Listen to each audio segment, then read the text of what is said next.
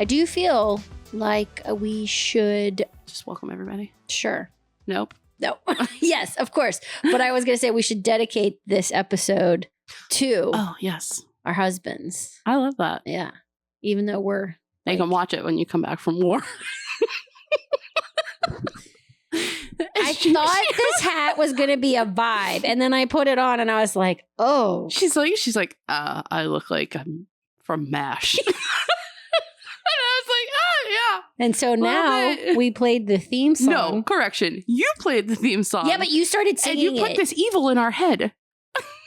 It's, first of all, that show was beyond our years. That was not. Yeah. But it was a hit. And apparently I'm, for whatever reason, channeling that for this episode. I feel like I was just trying to rock out with some AC/DC, but my whole look is it's a look. I'm here for it. Flower power. I tried to give myself a whole crown of power. Yeah, except you started right at the top. And I look over and I was like, oh, what? What are you doing? Now I just smell like weed. I don't understand. So, okay. Fun story. We have topics that we prepare that we're going to talk about before we get together. And we had talked about doing a History of Witches episode, which we still are going to do. Yes. But then we decided to move it to a later date. Jointly decided. Like, we had this conversation. I did not remember that. So I prepared for that episode and I picked a bunch of marigolds because the Dia de Muertos is part of it. Anyways, so I have this whole thing of marigolds, which Charlie, you can't put things in front of Charles because he just immediately thinks he can eat everything. So he was like, are those editable? Is that what he kept saying? He called it editable. Editable. Well, we couldn't even say it incorrectly. No, right. And I was like, I don't think they are, but you can go ahead and give it a go if you want. So we have lots of cut marigolds. And then we get in here to record. And Krystyn's like, did you have these next to a bag of weed? And I was like, what? I was like, no, I don't even own a bag of weed. It's 2025. I have gummies. Yeah, Duh. they call it flour. And then I was like, you didn't know this, but I'm growing a bunch of marijuana in my garden right on East McMurray. But they do smell a little bit like weed. I think just marigolds in general smell like weed. I bet when I put it to my nose and I smell it, it doesn't smell like that. But these are a variety of different marigolds. They were all together in that container. Before that container had edamame in it. So maybe edamame and marigold make weed. Editables or edamame? Edamame. That's what they should call them instead of edibles. Editables. Editables. That's what you do after you have an edible. You can't say the word You edible. just start talking in gibberish. And then we told Charles that some of them are edible, but some of them are toxic. And you're just going to have to find out which one is which. So I'm going to call my insurance agent and then we're going to have a fun episode for you guys. Yes. Just need to run that by them. All right. So. Just kidding. I love my husband. In fact, we're talking about our husbands today. And, other things. What? Where was I going with that? I don't know. You guys. You probably should have another sip of your elixir over there. Alani Witches Brew. That's the way to get a sponsor. Alani from 1984. It's like this. It's the infomercial. It's like those Mercedes commercials. Mercedes. Oh, the girl with the nails. Alani. Like the other day when I was at Trader Joe's, did you see that content that I put out on TikTok where I was in the nut section of Trader Joe's looking at the different nuts? Did you know, have you heard of the term nut meats? You've heard of this term. Nut meats and nut butters. Well, nut butters, yes. I've heard of that. Justin's nut butter. Yes, Justin. I mean, why'd he have to name it after himself, honestly? That's also my brother's name. So anyways, moving on. Let's not talk about your brother's nut butter. I really would rather not. Poor Rachael. But nut meats. I had never heard of this term. So I'm in Trader Joe's and much to my chagrin, I see pistachio nut You've meats. been hanging out with me way too And I was like, nut meats? Like I'm out loud saying this shit. I'm like, Isla, nut meats? Oh, What you is wrapped that? the 5-year-old into this? She's the only one I was Isla, with. drink this vodka and talk about nut meats for content. But I was like, I've never heard of this term. Like, did we not come up with a better? Clearly not. What do you, nut jerky? I don't think that's... It's just the middle of the nut. It's the meat. No, it's fucking nut. I would call it nut. It's fucking nut. It says, guys. Fucking nut. It's fucking nut. It's fucking not. I would call it nut. The nut middle. The middle of the nut. Nut center. This podcast brought to you by Alani. This is what happens when you drink Alani. You just turn into a creative motherfucker. Cheers. Did we welcome? Nope. All right, let's get into it, guys. Okay. Welcome to Two Mystic Mamas. Let's do a card pull. What do we most need to know about this episode? Huh? What do we most need to know about this episode? Okay. Earth Mother. That's right. That's who we are. That's what we do. This is the support we provide. Okay? I love it. We keep the torch alive at home. We support our husbands by nurturing all of the things that they need to have happen before they go coach. I don't even think we've told you what we're talking about yet. Holding space from the sidelines. That's right. We're talking about our husbands who are both head coaches of different industries. Geoff head coaches wrestling and football. And then Charlie head coaches, I don't want to get it wrong. There's like 19 different things that he does. So, yes, he is percussion director for a local marching band, an assistant band director, and percussion director for an indoor ensemble as well. Yes. Both positions have been like wildly successful too, since he has been at the helm. So I love that this is the card that we pulled for this, right? Because feel loved and comforted. And if you look at this card, I mean, really, this is what Krystyn and I are. We are mothers in our own right, but we're also wives and nurturers. And part of what we're going to talk about is how important it is, if you are in this role, to support your partner as they go in and educate and love on and nurture youth, whether it's young children or adolescents or even young adults into adulthood. So my card pull was the 9 of Wands, which wands are like that action, that creativity. And for this, really, it's about like strength, perseverance. Like you can do it. It's like that kind of vibe. So I love that we pulled these for today. Yeah, this is good. So a little bit of back history. Geoff and I started dating in 2008, got married in 2012, and he didn't start coaching until 2019. So, we had been together for over 10 years before I saw him in this particular role. And if you've been in a committed relationship with somebody, I think it's always fascinating when you think you know that person so well, and then something happens and you're like, I had no idea you were into this, or you didn't like this, or this was a part of your past. And so it was that realization when he first started coaching wrestling, and he came home and he was like so energized and so joyful in a way that I had never experienced before. And I was like, oh, this is your jam. Right. Like this is your calling. And not everybody can be a coach. Just because you are a subject matter expert in the thing doesn't mean that translates. Right. And then it became amplified when people would come up to me, parents, and they would be like, he is such a good coach. Like he is so good with the kids. He is so patient. And it's interesting too, because he was a parent, is still a parent, but it's a different role, And sometimes it's gotten to the point where I'm like, would you say some of this shit to kids that you're coaching? And he's like, no. And I was like, then maybe you shouldn't say it to our kids. Like there's like a, like a balance there because you feel so comfortable. Right. But I was like, you have to keep doing this. Like, this is your calling. Yeah. It's really cool to watch them embody something that is like soul deep. And I would imagine that they kind of feel similar watching us do what we love here with the podcast in terms of like seeing us bloom. For sure. But like to watch somebody who has so much passion for something and dedicate so much time and energy. And, for me, like when Charlie and I got together, he was fully ingrained in teaching, right? He wasn't a director at that point.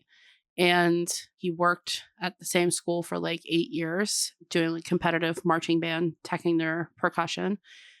And he would also, like, all of these other schools would cherry pick him to come teach their drum lines for band camp.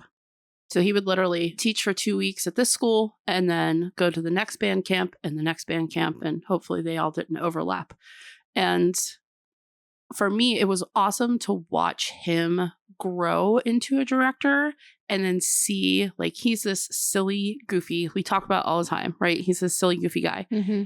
He's a kid. He's a kid, like, which is part of why he's such a great director. For sure. But at the same time, like, he's so serious when it comes to drumming. And the first time I saw it, I was like, what? Mm-hmm. Which I think it's so funny. The whole, like, not his section, the whole rest of the marching band is terrified of him.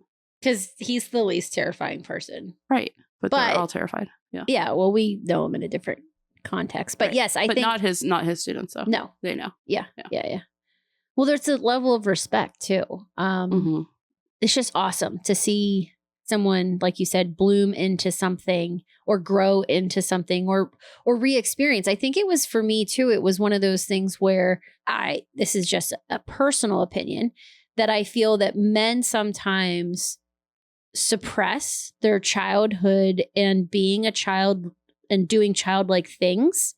Because they're supposed to man up. So deeply, that when you see something like this come out, it's so refreshing. It's, it's nurturing, right? It's like that divine feminine that lives in every man, for sure, that comes up and wants to do something from a deep level. Because coaching, most of the time, you don't get paid to coach. This is a volunteer position. This is not like, we're not talking coaching a major league or a major sports team or anything like that. We're talking youth sports, coaching our children.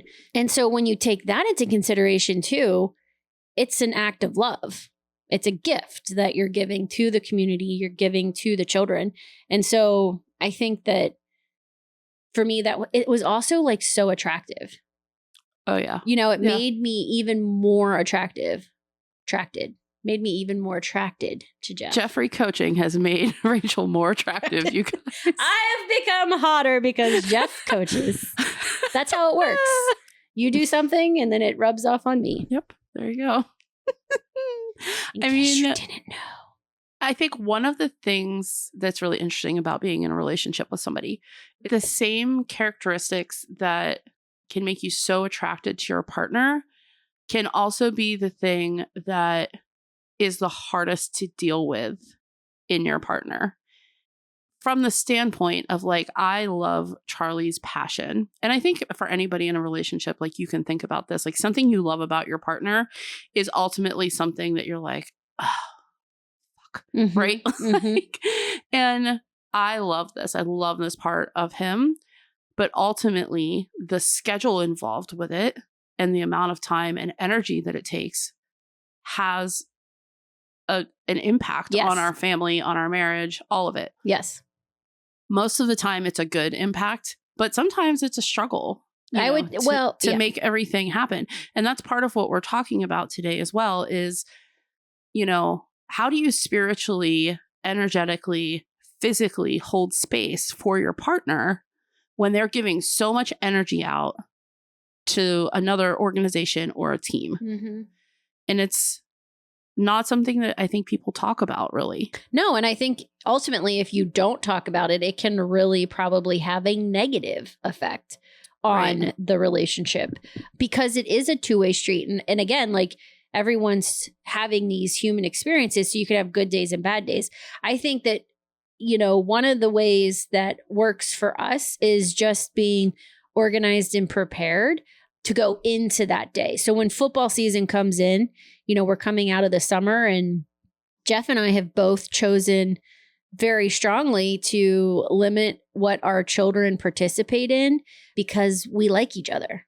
And we have multiple kids. So if they were doing multiple sports, it would limit our ability to see each other. And our marriage ultimately is more important than our children doing every activity that they absolutely want to try. All right. And, you know, they always say you fuck up your kids some way. So maybe that's how our kids will come back and be like, we didn't get to try all the things. And I'll be like, yeah, but your dad and I are still married and we like each other. I mean, Evie tries a lot of stuff, but we also have the code in our household and our family that if you are going to try something, you're going to commit to it. Yes. And that means you're going to commit all the way through, right? If you're a musician and you're playing instruments, you're going to practice them. And that does mean that it takes extra time. But I think also what happens through that process is that you weed out the things that they're not actually passionate about. For sure. And then they can start to hone in on what they're doing. So I would say that Evie does, you know, for our area, I don't know if it's the same for you guys down in Peters. She's fairly typical in terms of like her athletics with what other kids are doing. Most of them are doing multiple sports at once.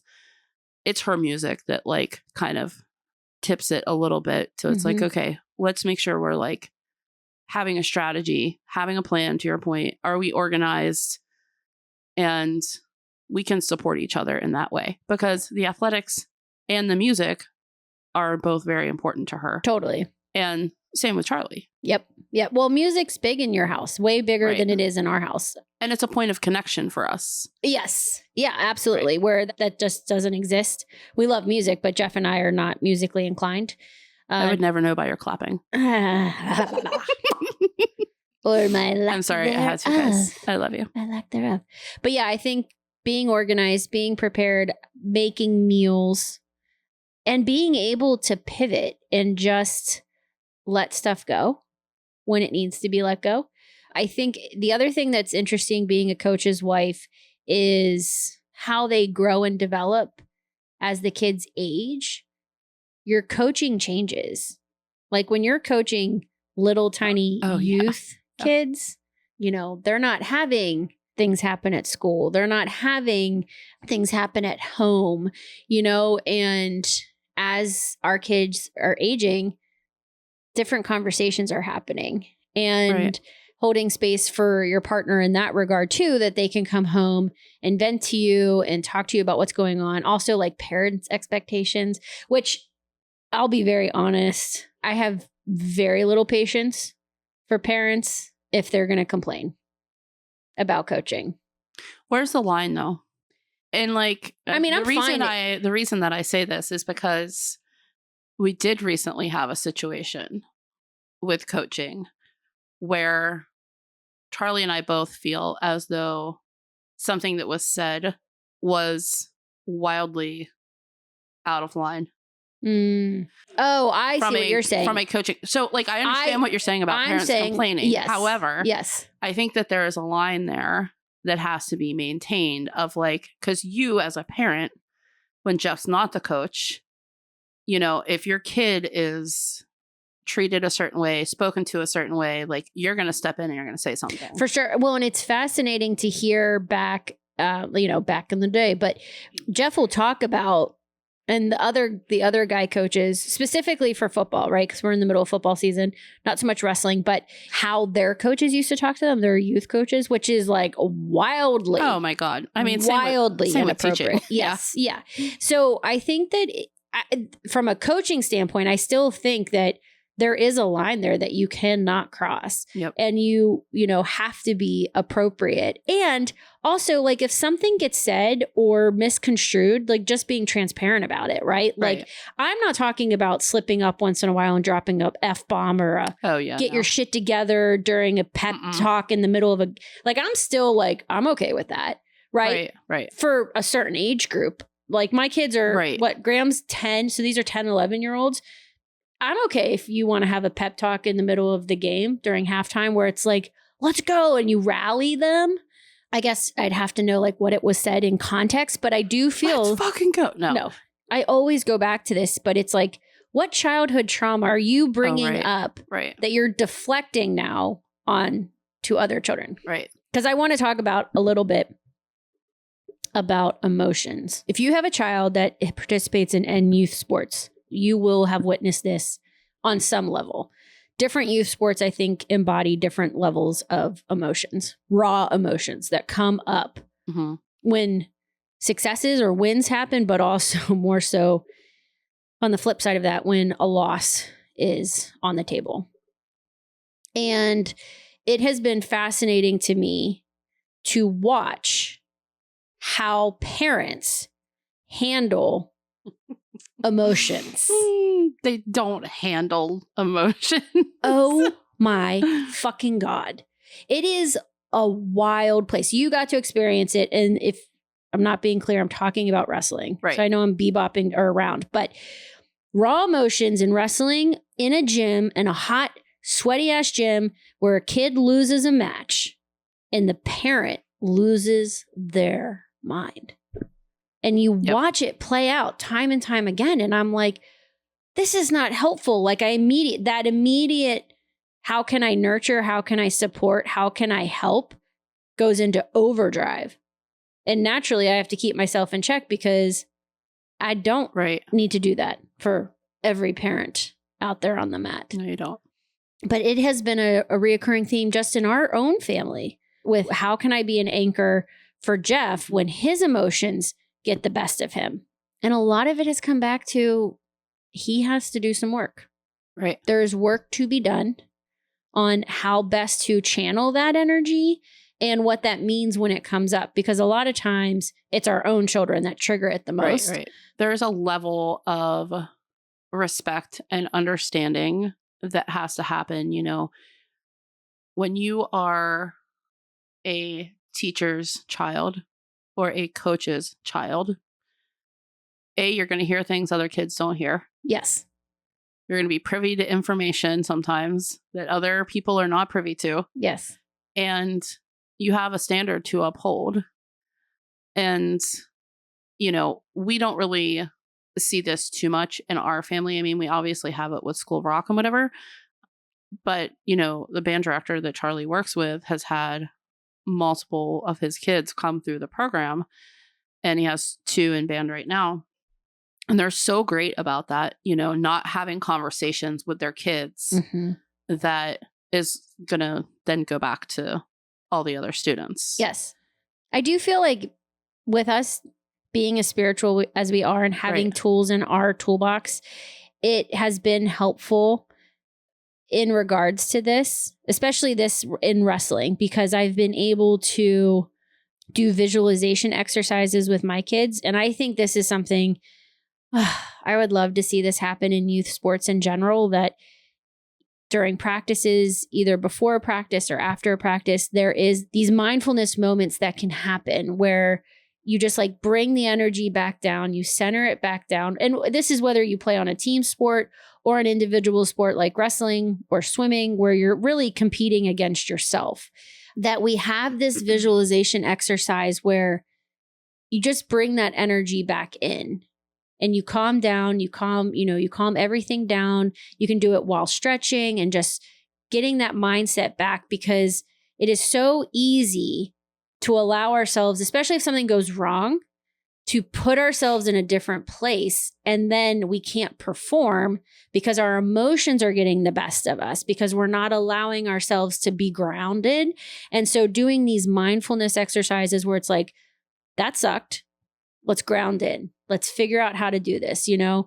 And this past wrestling season, I tried my best with my children to be like, all right, let's do a visualization exercise of what you want to see happen on the mat, and walking them through that and getting them to like wrap their heads around it's still a challenge that I'm like working through, because it's a tool I have in my toolbox. So I'm trying to just educate them.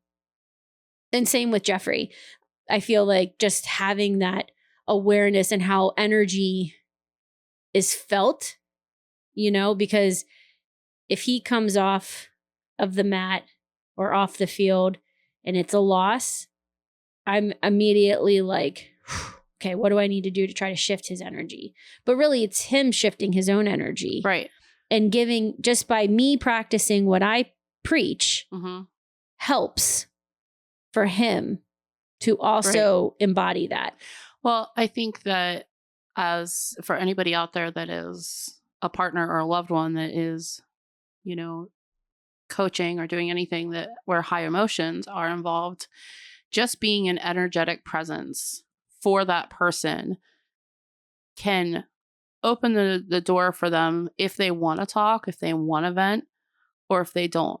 But, you know, some of the things that I would recommend are be like, listen without solving a problem. Don't take over the conversation. Just let them talk about whatever it is, whether you agree with it or not. Right? Like, that's not up for us to decide, right? In that moment. Having those silent support rituals like you're talking about, right?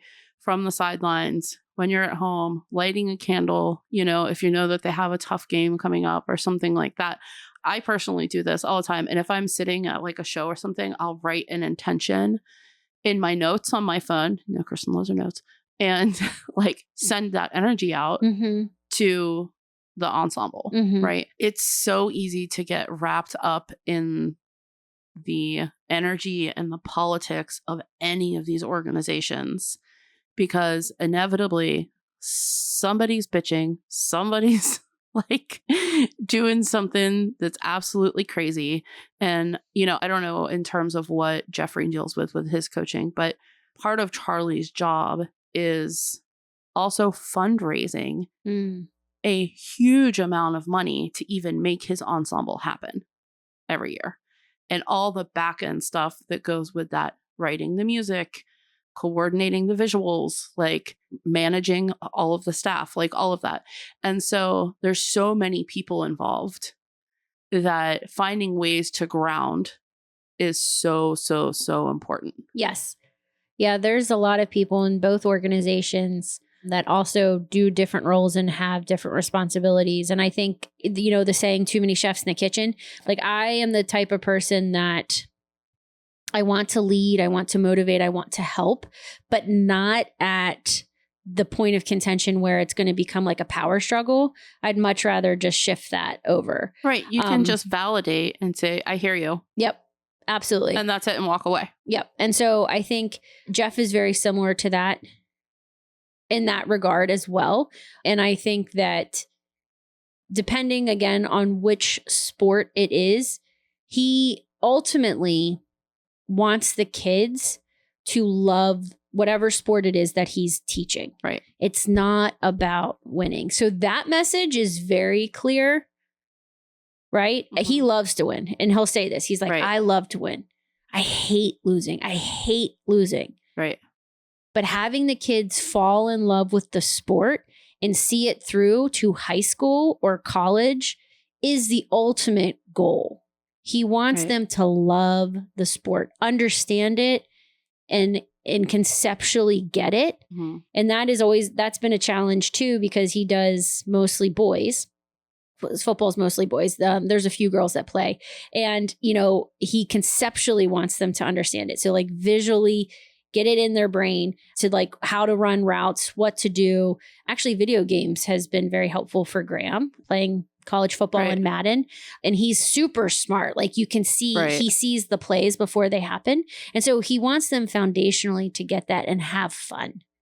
And so we have had a losing season all season. We haven't won a game, but we've had really, really great moments and learning moments too, that Geoff will always be like, okay, we didn't execute this right. Let's look at why we didn't execute, and having those roles on the field and staying in your roles, because if you don't stay in your role and execute, somebody else on your team's going to get pancaked, and it's been really cool to see. So we're talking about football now, right? We're talking about football. I'm like just all over the place, man. Just so you know, Jeffrey coaches wrestling and football. Different seasons, but yes, we're in the throes of football. And so I wanted to bring up a habit that we have that I find really beneficial is decompressing after a game.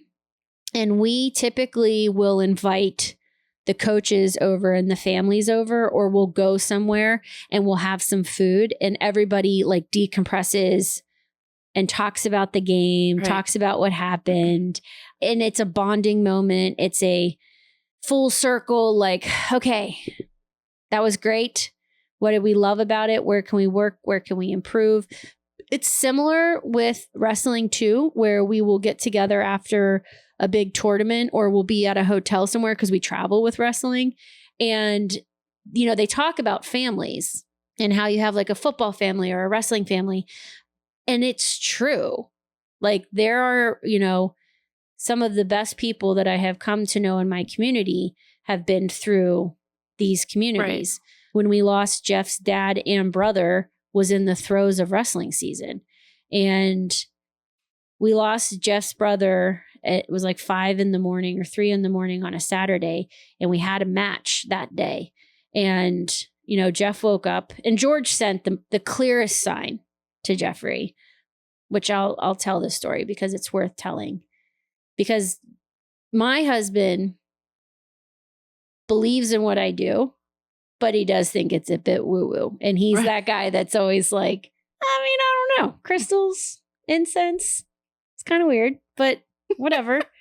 And so we had gotten up early that morning and he woke me up and said, George died. And I was like, fuck. I was like, so Geoff had come in and said that George had passed away. And so I got up and I got a cup of coffee and we were sitting on the couch. And, what do you say when your husband's brother has passed, right? I was just, for someone who says a lot and always has something to say, I do find in times like this, I'm like mum's the word, right? Right. Sometimes you just have to be a steady place that they can come in and out of. Right. And feel safe to talk or not talk. And Geoff is a non-talker when some of these things happen, right? So we're sitting there and I said, listen, he's like, I'm going to go get a shower. And I was like, okay. I was like, talk to your brother. I was like, when you're in the shower, have a conversation with George. Tell him how you feel because he wasn't able to get up there before he passed. Let him know how much you care about him, how much you love him. And just think about, some of the stories, some of the things that you guys, shared throughout the years. And he was like, okay. And, off he went. So he gets out of the shower, he gets ready to go.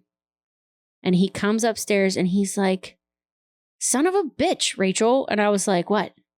I was like, what? What happened? What? I haven't even said anything. Like, what?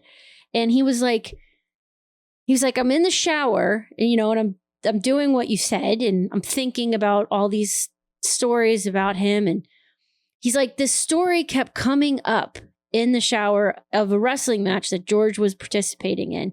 He's like, I was probably like 10 at the time. And George is on the mat and he's wrestling this guy and this guy headbutts him so hard that he splits his eyebrow open, right? So he's like, so there's blood all over the mat. So they take time. They had some gauze, but they didn't have, pre-wrap or whatever they needed. So they just took athletic tape and they just wrapped his head around and around and around with this white athletic tape. And George ended up winning the match. And that story just kept playing in my head in the shower and he's like, there's a picture of him somewhere with his head wrapped with this tape.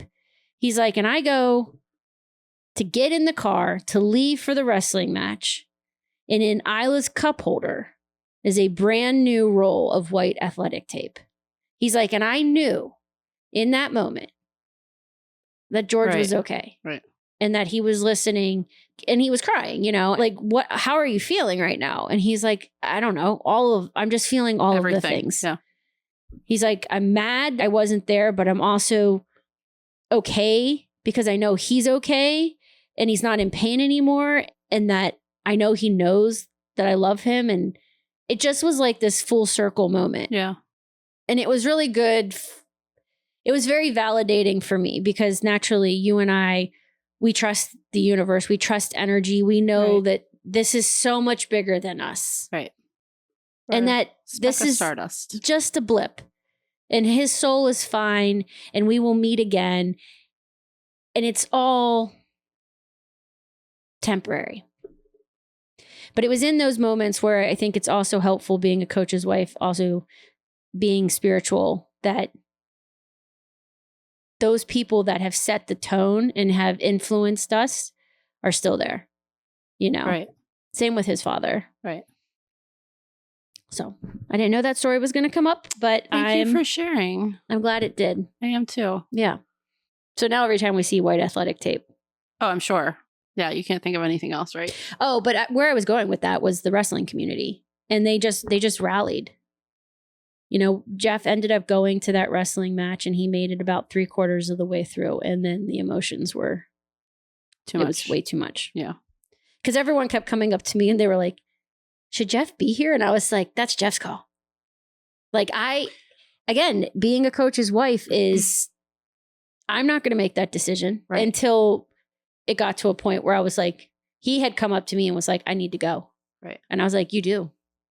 Well, I mean, and this is where the other part of this comes in, which is boundaries and self-care, right? Like when you are putting out that much energy, and especially in something, you know, so heightened that he was feeling that day, right? Losing his brother. You know, how do you support your partner in them recognizing that they also have to take care of themselves? Right. And that it's okay for them to put up a boundary that says, I'm committed. I love this, but I need some space for myself right in this moment. Mm-hmm. And that's hard. It's hard for them to do when they give so much of themselves. Well, men in general, I think when they commit to something, they commit to it. And there's no breaking that commitment. Right. And I mean, I wouldn't say all men. Our men. And let's not get crazy, Rachel. That's true. Keep it in check. The good guys. And I think you're right. I think that there is that balance of, because I can feel him. I can feel his energy. I have a very hard time if he is in a bad mood. I have a very hard time not embodying his energy. He's one of a very few amount of humans that it's deep. It's soul level. Yeah, I'm the same with Charlie. And I wanted him to do what he needed to do to get to the place where he recognized that he needed that space. Because everybody, the whole wrestling community was like, whatever you need, right? Like almost to like a point where they were like, why are you here? And I was like, This is his commitment. Like he wants to be here. But that's what he needed. That's until what he needed. Didn't need it anymore. Until he didn't need it. That's right. Yep. It's fascinating to watch it play out in real time. I feel it as if it happened only yesterday. And I mean, it hasn't even been a year, but like those 2 weeks were it was so raw. It was so open. Right. You have to spend a lot of time channeling, allowing your feelings to happen, but also channeling patience. Yes. And I think that's, you know, true really of anybody that's coaching or teaching is, man, you better have some patience. Yeah. So the coach's wife, what is your role? You are the emotional anchor. You're the family balance keeper. The public presence. We haven't talked about that. the home manager, the spiritual emotional supporter, the flexible planner, silent strength, public presence. This is an interesting one for me. With football, we have a team mom. Wrestling, you don't so much have a team mom, but you do have like different coordinators. I kind of like to fly under the radar. I'm sure there's some coaches' wives out there that are just like, I'm the coach's wife. I like arrive late to the game. I would like to see you do that, please. I'm the coach's wife. That's like me if I was ever like married to a politician. I think we can just go ahead and say that we don't have political aspirations, nor would we make it like very far because of our videos. It'd be the exact opposite of like all that things. Woman sent her kids to school with potatoes. My God. I don't know why they talk like that. All of a sudden, I'm from Alabama. Woo-wee. Evie and I both spend a good amount of time with Charlie and the marching band and the ensemble. And Evie has really good relationships with all of his students, which I think is so cool. And they just like, she's like the little mascot. Mm-hmm. At the end of last season, mm-hmm. they gave her a little award for like the hype girl, which was so cool. And I have a lot of relationships with the parents. And Evie and I go to support them, you know, with what they do when they're pushing onto the field or they're pushing onto the floor to do a show. They need tons and tons of volunteers and hands to help with that. So Evie and I show up, right? We show up to do that. So you just naturally develop relationships. And, you know, we have families that we still like their kids are graduated and we still get together and do game nights with them. And they listen to the podcast too.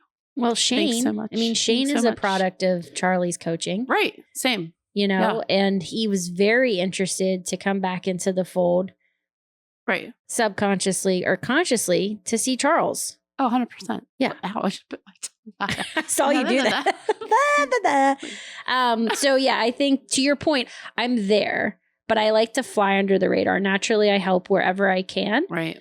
But I'm not a pompous, look at me. I'm the coach's wife. I'm gonna get you a t-shirt that says that. I'm the coach's wife. Please don't. I will never wear it. Yes, you will. I won't. Okay, then I'll make myself a t-shirt that says my friend is the coach's wife with an arrow and I'll just stand next to you. Make you feel very uncomfortable. The coach's wife. But like you'll have like a sign. Oh, I'll just get a fat head of you made. Oh, okay. I would not do any of these things. No, you wouldn't. I know you wouldn't. But it's fun to joke. It is fun to joke. Because there are people that exist in this world that would do shit like that. That do shit like that. I don't know. You said do-do. You said do-do. You said do-do. All right. Well, thanks for joining us on this episode. Yeah. If you are in a space similar to this, doing these types of roles, share with us because I think this is a wonderful community episode where this is so much bigger than us. And I think that having a place for people to come and share their stories and talk about this or their struggles is so important. So thank you for coming up with this idea and bringing it to the table, Rach. I think it's great. Shout out to Annie. Thanks, Annie. Thanks, Annie. All right. We'll see you guys later. Next time. Bye-bye. Bye.